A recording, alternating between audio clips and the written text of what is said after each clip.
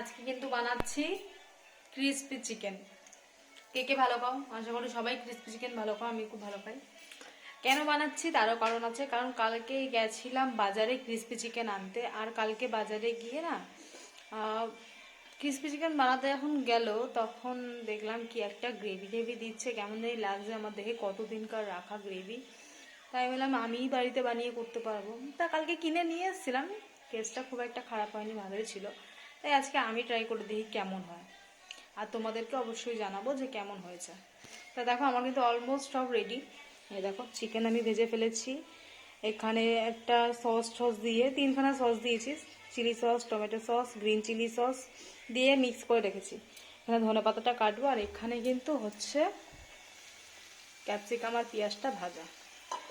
তা চলো পুরোটা কমপ্লিট করে অবশ্যই তোমাদেরকে দেখাবো কেমন হয়েছে। Bye bye.